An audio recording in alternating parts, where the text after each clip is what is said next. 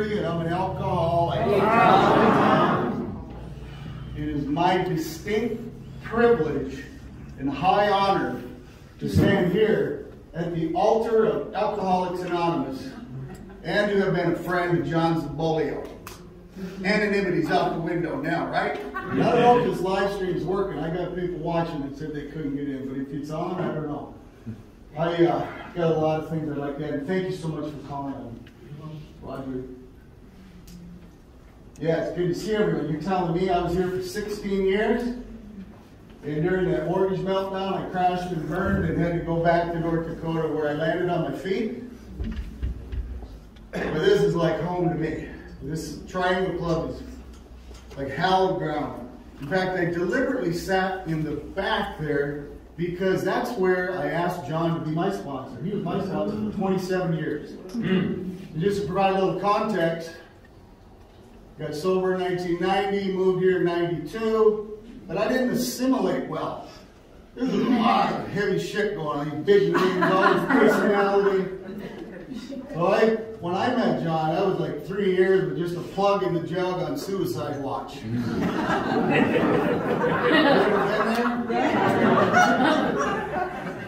was never going to meetings. I was just desperate enough to try and fix this and this. You know how it is, taking everybody's inventory. Some people share, you want to hit the mute button, the eject button. But when John spoke, I was mesmerized. And it took me a while to get up the nerve, so I followed him around for weeks. Super popular, working the crowd like Wayne Newton. I did banquets and shit, not to name drop, but he could work a crowd like you wouldn't believe. John was in the same category. We were at that same event, Robert Dulane, all them, and so cool. So I finally cornered. You got my brothers back there too, and Craig. That's the spot where I hit John up. So he brought me out to his car. And I said, "Well, you willing to go to the same couple meetings as me?" Yeah, you know. What is it? What's wrong? Is it the money or the honey? I was already asking. How does he know? I'm working on the money. I got a second job. And then I went through, provided way too much information about the relationship that went bad. And you know, John, low tolerance for bullshit and a terrible poker face. I can't imitate him like you, Richie. That was great, by the way. But he just like, look, we got to get you plugged in. And at that time, I'm thinking, yeah. Plugged in. I know it's kind of creepy, but this is what's going through my head at 5 years sober. Turned me on to Roger, all of you. I was the secretary behind Drug Group for like 3 or 4 years, and put me on the path. I became radicalized finally at Alcoholics Anonymous, and it's not from reading Bill and Bob's manifesto, which I do. I respect. I go to big book meetings, but it was from John, and John really helped connect the dots. And his mastery of like figurative language. And I assure you, he didn't think about it, right, Elizabeth? He wasn't thinking, okay, tonight am I going to use an analogy, you know, some type of simile with hyperbole or a metaphor? He just spontaneously could come up with the best thing. Like one night at the Tuesday night club, he said, it was like a first step meeting. And he's like, you know, it's not that bad. You come in, you think it's so bad. Look at all these newcomers. They look like they're hanging on the back of the Titanic. Even them, hanging on the back of the Titanic, circling the grain. We're laughing just like this. So, I could go on and on about John G. I was hoping you guys would call me. I even took some notes. I too was a part of the Rarely Golf. And just to reiterate what Little John Ziggy said, you know, we were young alley cats when we came in. And when we were invited to this thing, he'd say, look, we're all married. Our wives trust us. This is when we go out of town to play golf. We want to keep it that way. no strippers, no hookers, none of that shit.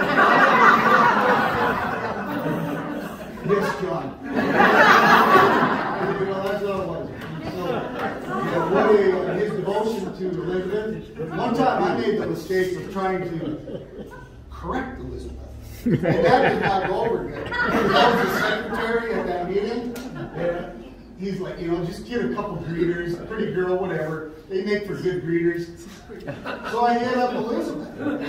And she said no. So anyway, so I'm like, trying to get her to do it. Anyway, John let me know, but I learned early on that tradition too, as far as being, you know, our leaders are trusted servants. We do not govern, and I think about that all the time when I'm feeling a little too good about myself, and I start control freaking people, you know. So, and then I also asked him what his opinion was on the 13th step, right? We saw through prayer and fornication. The rest of that, just in case you don't know. That he, I love his story. I'm a hopeless romantic. I watch chick flicks with freaking tissue and all this. But his story about Elizabeth, he said when she came to the rooms, they were all over her. And I told these guys, back off. Wait till she's got 1 year, and hopefully she'll be mine. True story. Yeah, I loved John's take on HP. You know, just for those of you that don't know, it's an acronym for higher power. Because we had some people here too, you know, that kind of been through the steps. Like my brother, he's not alcoholic, and he saw the effect that John had on my life. I know this ceremony, this celebration of life is not going to punctuate John's life. He's going to be a part of the continuum. And just to let you know, the legend of John Z. I have a friend here. You want to raise your hand, Gina? Gina's from North Dakota also. She made it out. She's free. She lives in Arizona. She heard about John Z. I talk about him all the time. There's another woman who has heard about John Z. Because I'm at this chip meeting, and this guy passed his 1 year chip around so everybody could touch it. Well, John gave me a chip from the museum in Akron. And it just happened to be, you know, whether it's random coincidental chance of nature or some kind of divine intercession of providence, it had the rhetoric that I've been saying all the time to newcomers. Rarely have we seen a person fail. We followed our path, right? Well, that's what's on the coin. So I'm like, I got a coin with some serious mojo. It's got John Z mojo on it. He gave it to me personally. And I guarantee, man, you touch this coin, you're good. So I passed it around this candlelight meeting, and this young woman begged me for it. She has that coin in her possession right now. She's waiting to get a year. That's how much she believes. Mark, Chris, I never met you guys. Just like John never met any of my girlfriends or my wife. But he cared about them, and they all had the same special name. Petunia. Make sure you take good care of Petunia, Tom. So as Lois would say, gotta quote Lois, right, Roger? John, you're the best. And as John would say, next case.